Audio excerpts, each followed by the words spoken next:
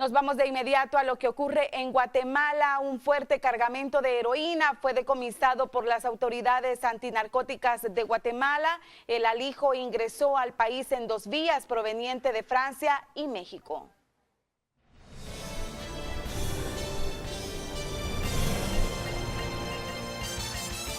Autoridades de gobernación se encuentran desconcertadas, pues Guatemala se está convirtiendo en el país de desembarque de heroína proveniente de distintos países.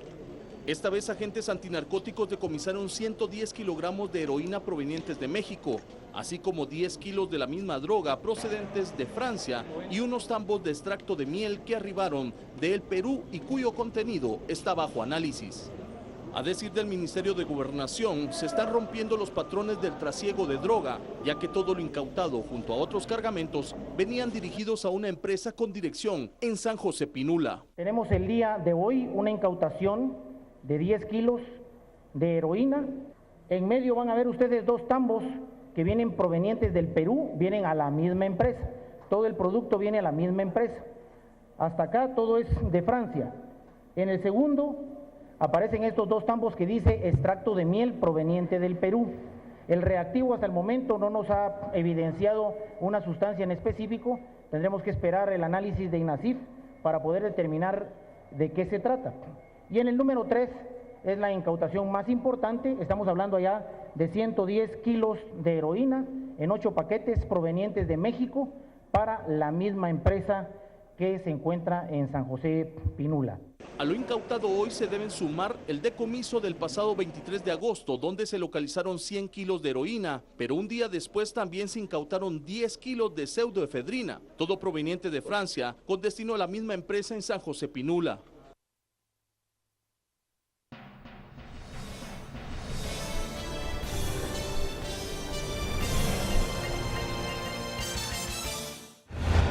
A tiros fue asesinado en Tegucigalpa, Honduras, el periodista Julio César Casaleno, quien trabajaba en el Departamento de Relaciones Públicas de la Policía de Tránsito de ese país. Casaleno también era abogado y agente de la Corporación Policial Hondureña. El crimen fue cometido por un grupo de hombres en la colonia Cerro Grande, en la capital del vecino país. El periodista fue atacado cuando iba a una tienda de abastos cercana a su vivienda. La policía ahora investiga las causas de este nuevo crimen.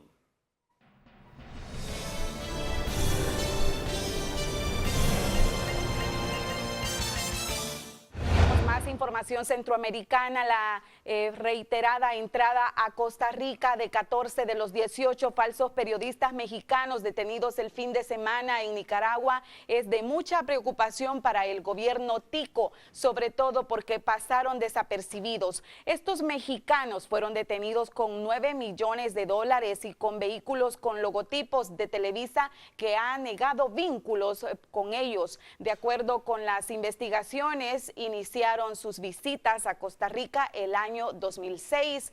Indagarán además Costa Rica a fondo con el propósito de revisar en qué fallaron y sobre todo qué hacían estos mexicanos. Los 18 en total serán juzgados este 5 de septiembre por lavado de dinero y crimen organizado en Nicaragua.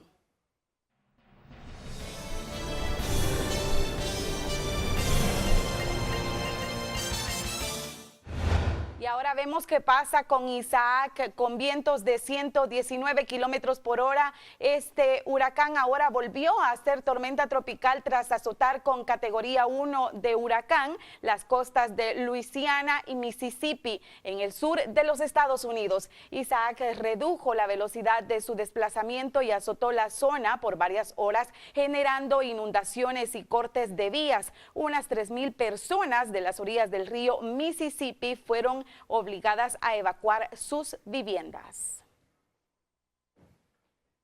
Y así concluimos el resumen de las noticias internacionales. Nos vamos de inmediato al set principal. Ahí se encuentra ya listo Romeo Lemus con la entrevista acá en Hechos AM. Romeo, muy buenos días. Claudia Cusco, muchas gracias, Claudia. Así estamos, tal como lo habíamos anunciado en Twitter y en las redes sociales el día de ayer, con el doctor Fabio Castillo, ex coordinador general del Partido Frente Farabundo Martí. Vamos a preguntarle al doctor Fabio Castillo sobre temas importantes, ¿no? Él obviamente es una eminencia y es una persona muy respetada por su análisis que hace de diversos temas de nuestro país. Así que, doctor Fabio Castillo, bienvenido, muchas gracias por estar con nosotros, un gusto tenerle aquí en Canal 12. Saludos a usted y a su teleaudiencia y muy agradecido por la oportunidad de expresarme ante nuestros compatriotas. Doctor Fabio Castillo, ahora hace unos minutos yo salí de aquí del edificio Bicentenario, pude ir al parqueo y vi que estaba bien oscuro, ¿no? Que hace falta mucha luz. Y me puse a pensar, ¿el país está así o no está así? ¿El país está un poco oscuro en este momento? ¿Hace falta un poco más de luz en el país en diversos temas? El pensamiento y la actividad política del país está un poco como nebuloso realmente, y creo que vale la pena que los salvadoreños reflexionemos, tanto los que se dedican habitualmente a la política como los que simplemente participan con su voto en las elecciones, que reflexionemos sobre el rumbo que le queremos dar al país, sobre las decisiones que se van a dar, sobre las elecciones, sobre los nombramientos, etcétera, etcétera. Hay muchas cosas sobre las cuales, como dice usted, el país está a oscuras. Ok, en el tema de la elección del fiscal general de la República, doctor, quiero escuchar su punto de vista. Acabamos de pasar un capítulo, digo, no sé si ha terminado todavía, pero el capítulo de la elección de los magistrados de la Corte Suprema de Justicia, que ya vamos a hablar de las lecciones que hay que sacar de esto y qué ha sido lo importante de esto, pero quiero irme directamente a la elección del fiscal general de la República, una figura muy importante en nuestro país. Y sabe usted en este momento que hay ya un dime que te diré de los partidos políticos diciendo de que ya se eligió y otros que dicen no, hay que elegir de nuevo según lo manda la Sala de lo Constitucional. ¿Cómo lo interpretan ustedes? La situación es semejante a la que hubo con los magistrados. Correcto. La elección para mí en el momento en que se hizo estaba de acuerdo a la Constitución. No me gustó porque yo sentía que debían esperar a que la nueva Asamblea eligiera. Me pareció incorrecto hacerlo, me pareció que era pasar por encima de la voluntad popular que recién se había expresado en las urnas. Pero hubo una demanda de inconstitucionalidad, eso llegó a la Sala lo declaró inconstitucional, y en el momento en que la Sala declara inconstitucional una resolución, un acto, una norma, los que opinábamos que no era inconstitucional, debemos de partir de que estamos equivocados. Mira, en Francia, cuando el Consejo Constitucional, después de grandes debates por los periódicos y todo, declara inconstitucional una ley, los que no estaban de acuerdo con esa opinión piensan, nos equivocamos, sí, porque aquí están en el Consejo Constitucional los hombres más justos y más probos de Francia. Esta Sala de lo Constitucional ha demostrado ser de una probidad absoluta, absoluta. En consecuencia debemos de partir de eso y de que sobre los conocimientos jurídicos, que todos son discutibles, en todo problema jurídico hay dos opiniones, hemos de partir de que si porque solo 4 la firmaron, 4 hombres de lo más correcto que hay en el país dicen esto es así, hemos de partir de que es así. En consecuencia, lo que se debe hacer en este momento es proceder a una nueva elección de fiscal, dentro de la cual, imagino yo, pues, Astor tiene ya muchas simpatías, ¿verdad? Desde luego. ¿Es lo mismo elección que ratificación? No, en absoluto. Elección es dar por cierto que la anterior no valía y proceder nuevamente. Ratificación es una figura que a mí me parece rarísimo que la estén tratando de ocupar, porque en ninguna norma aparece que deba ratificarse o que puede ratificarse una elección de ese tipo. Creo que en esto nos ha perdido un poquito la soberbia a todos. Me incluyo ahí, me incluyo yo dentro de los que hemos cometido ese horrible pecado de Satanás. Y hablando de partidos también, supongo. Todos sin excepción. El primero fue Arena en el 2006, sin duda alguna. El que marcó la pauta de la incorrección fue Arena, lo cual no significa que los demás tengan después derecho a hacer la misma incorrección. Yo siempre digo, el Frente ha llegado al poder para no hacer las cosas incorrectas que hizo Arena y no para ampararse en que ya habiéndolas hecho Arena, las puede hacer ¿Y cualquiera. qué ha hecho el Frente en esos dos escenarios? ¿Para hacerlo, para no hacerlo o para ampararse en lo anterior y hacerlo? Pues mire, en muchas cosas para no hacerlo. Los ministerios que maneja el Frente, llamémosle así, han sido ministerios en los cuales se ha dado cátedra de combate a la corrupción. En otros sitios, no, mire, le voy a contar una cosa curiosa que tiene que ver con eso. Acabo de estar en Europa huyendo. ¿De quién? De nadie. Huyendo de la Huyendo de la situación, situación. de la angustia. Y tuve ya una conversación muy agradable con una joven judía, muy culta ella. Muy guapa, por cierto, pero ya a los 70 años uno disfruta más de los placeres del intelecto que de cualquier otra cosa, pero era muy guapa. Claro. Y entonces le pregunté yo, ¿qué es el Shem Shemaforash? Que es una cosa que estaba leyendo yo en ese momento. Y me vio de manera real, me dijo, ¿pero usted es católico? Sí. ¿Pero usted es judía? Le dije yo. Sí, me dijo. Pero le voy a hablar como que yo fuera católica, me dijo. Mire, me dijo, a mí me extraña eso de los católicos, de que hablan del buen y del mal ladrón. Si los ladrones son todos malos, me dijo. Además, buen o mal ladrón es como decir roba bien o roba mal. Los ladrones todos son malos, no hay ladrón bueno. Bueno, San Dimas, le dije yo, que es el único santo canonizado directamente por el Señor, sin intermediarios, sin Píos, sin Juanes, sin Pablos, sin Benedictos. El Señor lo canonizó. Y luego está Gestas, que nosotros le llamamos el mal ladrón. Entonces le dije, ¿cómo será? Le dije, la condena de Gestas, no solamente en la eternidad, sino que aquí en el mundo, que nadie le pone a su hijo Gestas, nadie. Mira, me dijo, en efecto Gestas no le ponen, pero le ponen la traducción al castellano. ¿Y cuál es? Le dije yo, porque yo no sabía. La traducción al castellano es Herbert, me dijo. Así le dijo. Sí, me dijo. Así es que, si quiere decir el nombre del mal ladrón en castellano, tú dirás Herbert. Saca las consecuencias para deducir el apellido, me dijo. Bueno. Entonces yo no logré sacar las consecuencias y le pido a la concurrencia que si saca las consecuencias para ver cuál es el apellido de Herbert, usted, ¿no? el mal ladrón, que me lo comunique, porque yo no logré estar al nivel que estaba la joven judía. Yo sí creo que la gente puede sacar conclusiones. Digo, ¿Usted de cree? esto, ¿no? Yo pienso que claro, puede haber conclusiones sobre esto. ¿Verdad? Doctor Fabio Castillo, ¿por qué le causa angustia el país? Digo, me acaba de decir que, mire, me fui para Europa a escuchar esta historia de Gestas Herbert, No fui saca a la eso. conclusión. Yo fui a descansar Ok. en algunos aspectos y a cansarme en otros aspectos.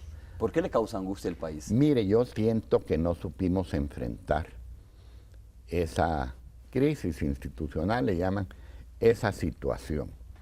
Acabamos dando una solución que todo el mundo la había sugerido.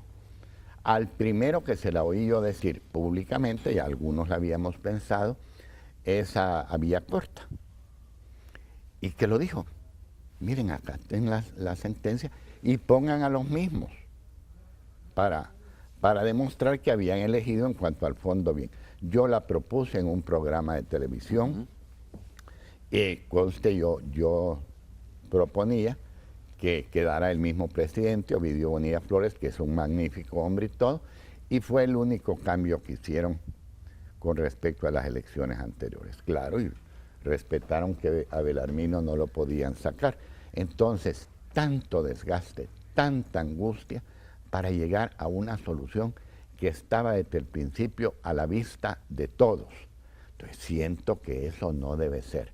El país tiene problemas muy grandes, muy serios, como para que el órgano legislativo, el órgano judicial paralizado, etcétera, no actúen con una mayor sensatez en provecho del pueblo salvadoreño. ¿Conclusión, irresponsabilidad, mucha irresponsabilidad No. de los partidos políticos? No, me parece que usted está ocupando palabras que no son las que yo quiero ocupar. No, yo lo estoy preguntando. Sí, Digo, correcto. ¿sería Y correcta no. esa conclusión? No, no es correcto decir que son irresponsables los partidos políticos. Doctor, la gente, esta sí es mi apreciación, ¿no? La gente me parece a mí que está muy confundida en cuanto a esto, en cuanto al posicionamiento de los partidos políticos respecto a temas importantes, respecto a temas de país. Esto, por ejemplo, de la sala de lo constitucional, esto que se avecina, por ejemplo, del fiscal general de la República, ¿no? Esto de que partidos de derecha claramente identificados, ideológicamente identificados, digo, por lo menos así lo plantean ellos, no sé si al final es otra cosa, haciendo alianzas con un partido de izquierda, ¿no? Los cuales en el pasado se han renegado mutuamente para lograr un fin o un propósito, que es como elegir al fiscal general, como es para elegir a una sala de lo constitucional, pero aún se proyecta y se habla más que podría darse una alianza entre el partido de izquierda, el FMLN me refiero, y estos partidos que son considerados de derecha. Digo, esto crea confusión en la gente, dice, ¿de qué estamos hablando en este país? ¿Hacia dónde vamos? Yo estoy dentro de la gente que está confundida. ¿Sí? A mí no me extraña que los partidos de derecha que ustedes han mencionado formen alianzas con cualquier partido que esté en el gobierno. Pero debe extrañarle que el FMLN lo haga. Eso es lo que me extraña y eso es lo que me confunde. Usted comprenderá que soy miembro del FMLN y lo voy a hacer hasta el día que me muera. Claro. Estoy casado con el FMLN y no pienso divorciarme nunca del Frente y no pienso enviudar del Frente, sino que el Frente enviude de mí, ¿verdad? Pero a mí es algo que me ha extrañado, que no he alcanzado a comprender. Claro, recién estoy regresando de mi viaje y no he tenido oportunidad de platicar con algunos compañeros. Voy a ver qué es, en primer lugar, lo que hay de cierto y en segundo lugar, cuál es el razonamiento que ha habido para ese tipo de cosas. ¿Cómo calificaría usted esto? Quiero escuchar un calificativo suyo sobre esta situación. Le acabo de decir que no estoy enterado de si es cierto y no estoy enterado de cuáles son las motivaciones en caso de ser cierto. Pero sí está sorprendido, ¿no? Estoy sorprendido de que se diga, de que sea ya el rumor generalizado. Entonces, lógicamente, no puedo calificarlo. Yo me califico como una persona sorprendida en estas circunstancias. ¿Podría hablarse, doctor, dentro de estas situaciones que estamos ahora hablando, de pragmatismo político? No sé cuál sería el calificativo. Usted insiste en preguntarme que califique algo que yo en primer lugar no sé si es cierto. Y en segundo lugar, en caso de ser cierto, no sé cuáles son las razones. A ver, hablemos de lo que podría ser cierto o podría ser un rumor y lo que es verdad, ¿no? O lo que ha sido una verdad ya. Ha sido una verdad que el FMLN ha logrado una alianza con el PES, el Partido de la Esperanza, Concertación Nacional, para negociar el tema o para abordar el tema de los magistrados de la Corte Suprema de Justicia. No solo ese, ya, sino que además ha habido muchas resoluciones de la Asamblea en las cuales han actuado de conjunto. Entonces podemos hablar de verdades. Lo que sí es rumores todavía es que si el FMLN va a lograr una alianza de cara a las próximas elecciones con esos partidos políticos, pero podemos hablar ya de verdades muy concretas. Caso magistrados de la Corte Suprema de Justicia, caso fiscal general de la República, que han dicho que se mantienen firmes en que ya se ha elegido al fiscal general. A raíz de esas dos realidades, ¿cómo se puede calificar esto? Bueno, primero hay que ubicar las cosas debidamente.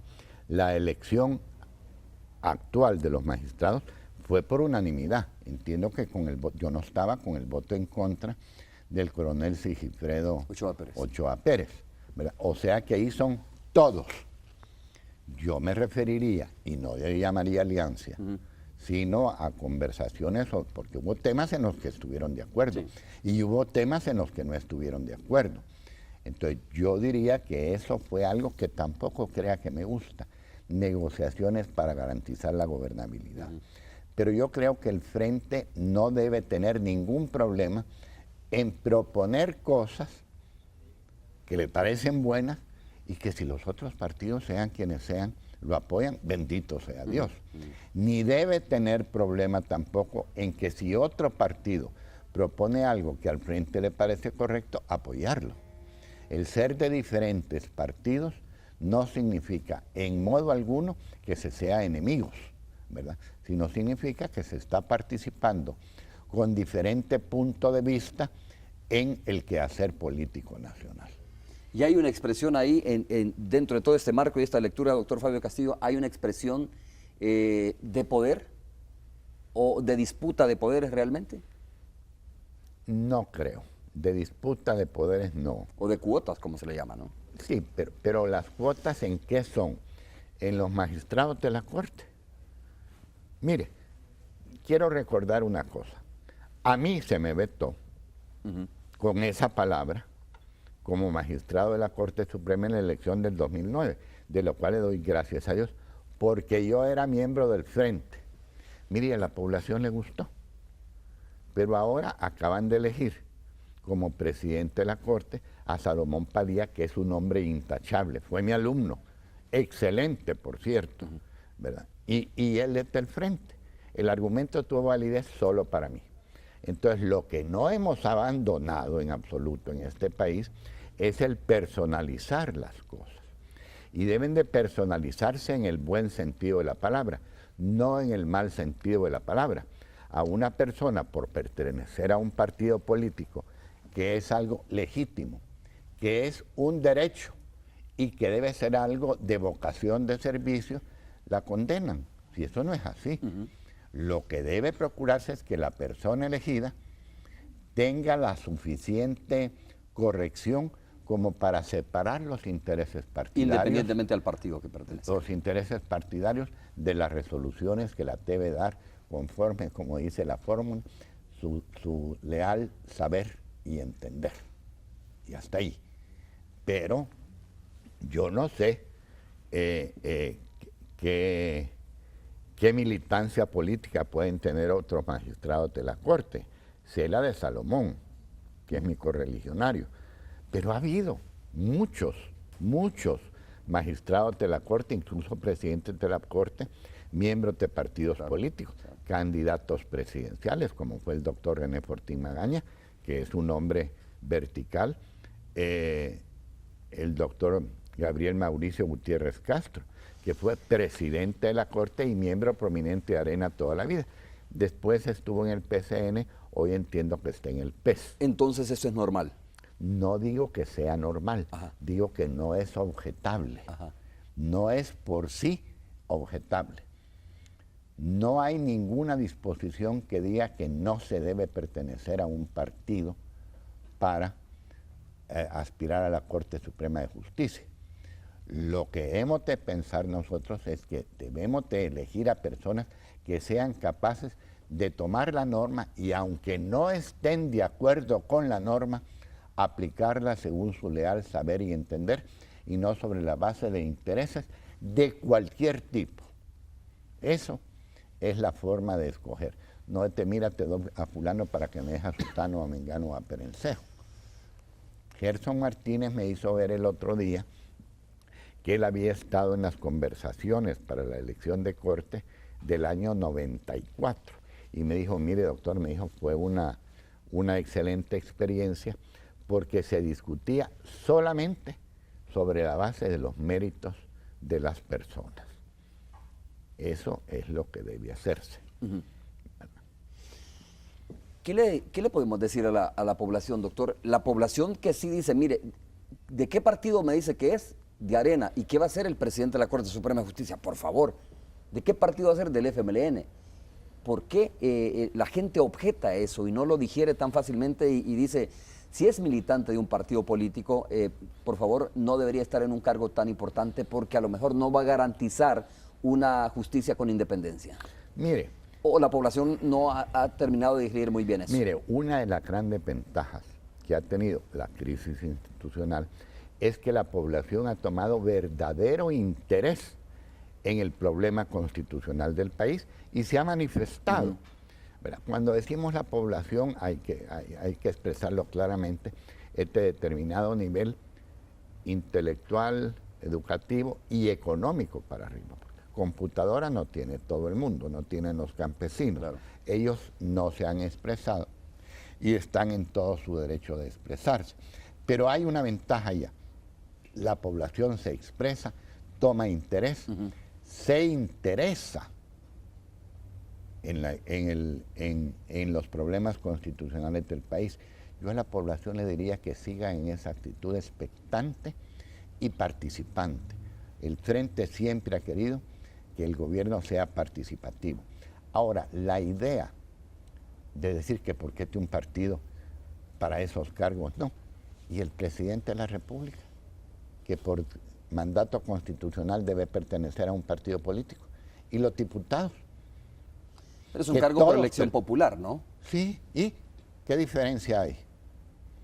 ¿Qué diferencia hay como para decir, por ser del partido, puede ser diputado, pero no va a actuar correctamente como magistrado? Me parece que debemos de exigir a los diputados, al presidente y a todo el mundo, el que actúen no por intereses partidarios, sino por los intereses del país. Los diputados representan al pueblo entero, dice la Constitución. En consecuencia, así hemos de estar expectantes y no que sea un reproche el pertenecer a un partido político. Muy bien, doctor Fabio Castillo, vamos a hacer la primera pausa comercial. Vamos a pasar con Carolina Mengíbar rápidamente para actualizar el tráfico vehicular y vamos a regresar para preguntarle otro tema importantísimo, es la relación que está llevando el gobierno, ¿no?, del presidente Mauricio Funes con la empresa privada en nuestro país. Hemos conocido muchas declaraciones y reacciones en los últimos días. Pausa, regresamos. Carolina.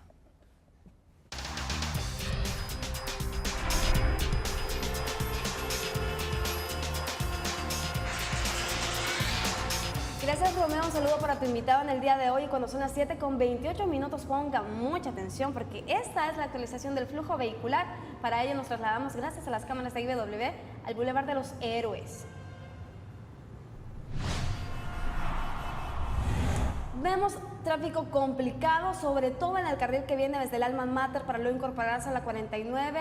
Por el momento, la opción en este caso, la que siempre le recomiendo es la prolongación del Boulevard Constitución, pero también me reportan tráfico moderado en esa arteria, así que tomen las precauciones del caso.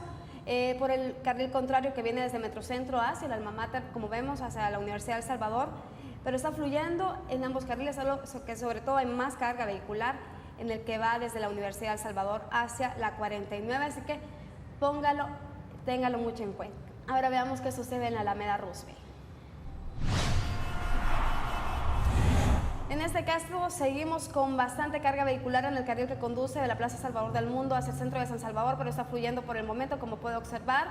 En este caso las alternativas puede ser la Avenida Olímpica para que se evite contratiempos a raíz del tráfico pesado, pero fluyendo por el momento en ambos carriles. Ahora veamos qué sucede en el Boulevard de los Próceres. En este caso, mayor carga vehicular a esta hora de la mañana en el carril que viene desde el Monumento del Hermano Lejano hacia la Ceiba de Guadalupe, pero fluyendo. También pues despejado y bastante fluido el tránsito en el carril contrario, así que tómelo en cuenta. Las recomendaciones en este caso pues son la Alameda Manuel Enrique Araujo o la Avenida Jerusalén, pero por el momento fluido. De inmediato les informo que me comentan Gus Goches que hay tráfico sobre la calle Chiltupán en Ciudad Merliot, también tráfico pesado sobre el Boulevard del Ejército, aunque despejada la opción que es la calle Aguascalientes, también largas filas en la autopista Comalapa al norte de San Salvador, sobre el Boulevard de los Próceres, tráfico pesado a la altura del paso desnivel por los trabajos en la Diego de Holguín. Asimismo, nos vuelven a reportar tráfico pesado sobre el Boulevard Constitución y en la calle que conduce en el Boulevard Sur que conecta pues Santa Tecla con Antiguo Cuscatlán y viene hacia la capital. Ya les informaba al inicio de que el Centro de Monitoreo de Amenazas anunciaba que para este día se esperan lluvias en las 3 zonas del país, pero para conocer un poco más nos enlazamos en estos momentos con mi compañera Isabel Melara. Adelante, Isabel. Gracias y muy buenos días. Aquí, así es, nos encontramos precisamente desde el Centro de Amenazas, donde nos acompaña el meteorólogo de turno, Napoleón Gardames, para comentarnos un poco cuáles son las condiciones del tiempo, pues ha amanecido con un poco de lluvia y es importante que todos los salvadoreños conozcamos qué va a pasar. Tal vez nos comenta cuál es el clima, cuál es el tiempo para esta mañana y parte de la tarde. Ok, sí, para este día estamos siendo influenciados. Tenemos la zona de convergencia intertropical frente a Centroamérica. También tenemos el desplazamiento de una línea de tormentas por el país, Por esta razón hemos amanecido con los cielos bastante nublados, algunas lluvias débiles en cadena volcánica. Esperamos que para la mañana continuará así, con lluvias débiles en cadena volcánica, franja costera. Y ya para la tarde y noche esperamos tormentas eléctricas de morasa fuerte. ¿Esto es respuesta a las condiciones del invierno que está afectando el país o hay algún fenómeno meteorológico? No, solo lo que tenemos es la zona de convergencia frente a Centroamérica, son condiciones normales de la época. ¿Por cuánto tiempo va a permanecer así con el cielo bastante nublado y lluvias? Bueno, esperamos hoy durante todo este día con los cielos bastante nublados y a mañana esperamos que amanezcamos con el cielo con menos nubosidad. No hay, digamos, preocupación que pueda llevar, sobre todo en las zonas costeras donde se ha limitado un poco la pesca. Bueno, sí, porque tenemos tormentas bastante fuertes en esos sectores. Esperamos para esta tarde y noche también que continúen las tormentas bastante fuertes. Bueno, gracias por acompañarnos esta mañana. Gracias. Esta es la información que nosotros tenemos. Es importante tomar las medidas del caso ante la situación de que pueda, pues ya se dijo que va a mantenerse pequeñas lluvias, pero sobre todo en la zona costera que hay que tomar en cuenta todo este pronóstico que nos han dicho. Este es el informe que tenemos a esta hora de la mañana. Buenos días. Gracias Isabel, y usted, amigo automovilista, televidente, ya escuchó las recomendaciones. Nos vamos a pausa comercial, pero regresamos con la segunda parte de la entrevista con Romeo Lemos.